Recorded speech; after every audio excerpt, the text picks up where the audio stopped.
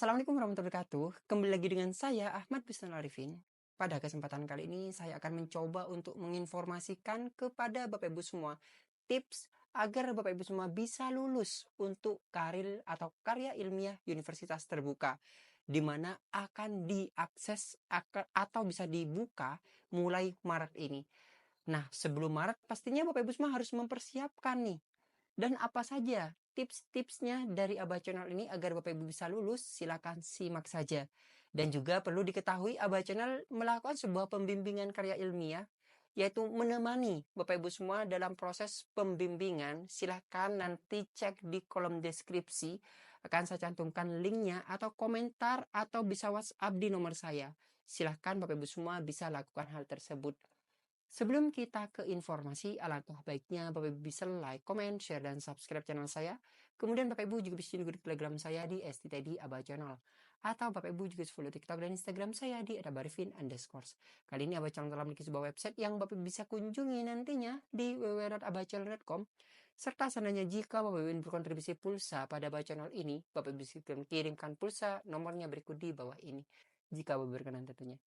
Langsung saja kita simak dan kita bahas informasinya berikut ini. Nah, di sini Bapak Ibu semua, untuk proses karya ilmiah UT, yang pertama nanti ada beberapa bagian yang akan saya jelaskan di video kali ini. Bagian-bagian tersebut merupakan salah satu poin yang Bapak Ibu bisa kerjakan. Jadi persiapkan. Poin yang pertama adalah proses pekerjaan, kemudian di tahap pengerjaannya dan setelah atau selesai mengerjakan. Dan ini harus Bapak Ibu lakukan. Pertama Bapak Ibu semua, yaitu dalam proses pengerjaan. Dalam proses pengerjaan seperti sekarang ini, Bapak Ibu semua harus menentukan salah satunya adalah judul. Jadi harus Bapak Ibu mengetahui nanti judulnya apa.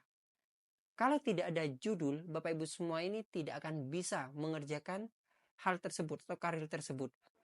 Karena judul ini merupakan salah satu dasar Bapak Ibu semua untuk membuat sebuah karya ilmiah. Dan di tugas 1 nantinya, jadi ada 4 tugas nanti. Di tugas 1 itu membuat judul dan juga mencari latar belakang masalah. Itu 2 itu yang di tugas 1 nantinya Bapak Ibu semua. Nah, jadi dalam menentukan judul, Bapak Ibu semua juga harus bisa membuat sebuah rumusan masalah. Baru nanti setelah Bapak Ibu semua membuat judul, tahu rumusan masalahnya, baru nanti Bapak Ibu semua mencari. Jadi mencari referensi apa-apa saja yang akan dibuat di dalam karya ilmiah Bapak Ibu semua. Ini masih di proses ya Bapak Ibu semua.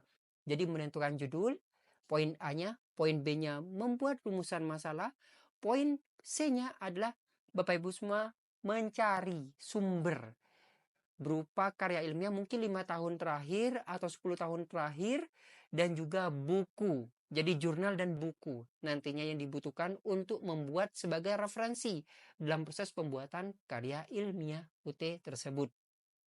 Nah, setelah Bapak Ibu semua menemukan nih judul-judulnya, Bapak Ibu semua bisa rangkum. Nanti ada di tugas kedua itu. Jadi merangkum data-data dokumen yang ada di masing-masing sumber tersebut, baik jurnal maupun buku. Dirangkum hal tersebut dan dimasukkan di tugas kedua, di mana tugas kedua juga ada sumber referensinya yang perlu dibuat, yaitu daftar pustaka. Dalam artian daftar pustakanya dicantumkan di situ. Nah, nanti di tugas ketiga, Bapak Ibu semua adalah membuat draftnya. Nah, dalam proses draft ini Bapak Ibu semua sudah masuk di kategori kedua. Tadi kan kategori pertamanya adalah yang B kategori keduanya adalah saat proses mengerjakan, yaitu di mana tugas ketiga ini nanti Bapak Ibu semua yang menentukan. Nah, di tugas ketiga Bapak Ibu semua adalah nanti membuat draftnya, membuat susunan draftnya. Tidak lupa Bapak Ibu semua dalam proses pembuatan di sini harus mengetahui metode apa yang akan digunakan. Metode kualitatif atau metode kuantitatif. Kualitatif itu biasanya berupa rincian-rincian, berupa analisis-analisis. Beda halnya dengan kuantitatif yang berupa angka-angka dan di situ harus ada rumus-rumus yang membuktikan bahwasanya penelitian Bapak Ibu semua itu benar dan bisa masuk akal. Seperti itu. Jadi terserah Bapak Ibu semua nanti mau menentukan menggunakan kualitatif atau kuantitatif. Nah, setelah Bapak Ibu semua membuat setelah Bapak Ibu semua membuat nih, jadi dalam proses penyusunan draft di poin saat pelaksanaan, Bapak Ibu semua juga memperhatikan susunan dan tata letak di dalam proses pengisian atau pembuatan sebuah karya ilmiah tersebut.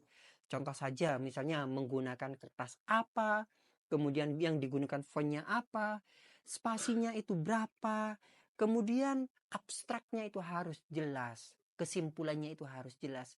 Semua itu saya rangkum di video yang telah saya sebutkan atau sebelumnya sudah saya paparkan kepada Bapak Ibu semua. Untuk tugas 1, tugas 2, tugas ketiga itu sudah saya pernah jelaskan kepada Bapak Ibu semua untuk susunannya. Di sini saya hanya memberikan sebuah gambaran kepada Bapak Ibu semua yang belum melakukan sebuah proses pengisian karya ilmiah UT tersebut. Jadi Bapak Ibu semua harus runtut nih dalam membuat sebuah karya ilmiah. Misalnya Bapak Ibu semua membuat sebuah proses penelitian dengan metode wawancara. Jadi di dalam proses wawancara tersebut, di dalamnya Bapak Ibu semua harus dibuktikan juga dengan yang di sumber Bapak Ibu semua cari. Jadi harus ada saling keterkaitan nantinya antara sumber yang Bapak Ibu semua cari dengan data yang Bapak Ibu semua akan dituliskan. Seperti itu. Baru nanti setelah Bapak Ibu semua membuat sebuah draft, susunan draftnya nih, di akhir adalah menentukan plagiasi, tingkat plagiasi. Di akhir setelah, jadi kan ada 3 yang saya sebutkan, pra, saat pelaksanaan, dan akhir tersebut. Di akhir Bapak Ibu semua harus meneliti. Jadi harus Bapak Ibu semua mengetahui berapa tingkat plagiasi Bapak Ibu semua dari karya ilmiah tersebut. Kemudian ada pertanyaan nih, Mas, kan memang kita copy paste dari sumber-sumber yang ada, otomatis menjadi tingkat plagiasi. Nah, ketika Bapak Ibu semua mengutip dari sumber-sumber yang telah Bapak Ibu semua cari itu, kutipan itu kan bisa kutipan langsung dan kutipan tidak langsung. Di mana Bapak Ibu semua dalam mengutip harus hati-hati di situ, di akhir, agar tidak terjadi plagiasi di akhir tersebut. Nah, oleh sebab itu, bukan semuanya dikutip, ditempel di tugas Bapak Ibu semua, bukan seperti itu. Akan tetapi Bapak Ibu semua harus memahami mana yang perlu dikutip dan mana yang merupakan hasil dari karya ilmiah Bapak Ibu semua dalam proses penelitian Bapak Ibu semua. Tidak semuanya harus dikutip, tidak. Karya ilmiah itu merupakan karya Bapak Ibu semua yang juga referensinya dari karya-karya ilmiah yang telah dilakukan oleh orang lain, seperti itu. Nah, jadi dari hal ini, Bapak Ibu semua harusnya sudah memahami dan saat ini harus sudah mempersiapkan nih. Oh, saya akan membuat judul terlebih dahulu. Setelah menentukan judul, oh saya akan membuat seperti ini. Menggunakan metode apa dan sumbernya dari mana. Nah, harus tentukan tuh mulai dari sekarang sebelum proses pengisian. Tapi seandainya jika ingin butuh pembimbingan dari Aba Channel, silakan Jepri di Aba Channel di nomor ini atau Bapak Ibu semua bisa komentar di kolom komentar di bawah. Dan bisa cek nih dari rekan-rekan Bapak Ibu semua yang sudah menggunakan atau berpartisipasi dengan Aba Channel ini. Jadi dibimbing oleh Aba Channel langsung Bapak Ibu semua. Bagaimana langkahnya agar Bapak Ibu semua bisa lulus. Ingat lulus. Sedangkan untuk nilai tersebut itu ditentukan oleh dosen Bapak Ibu sekalian. Semakin baik interaksi Bapak Ibu semua dengan dosen, maka semakin gampang atau semakin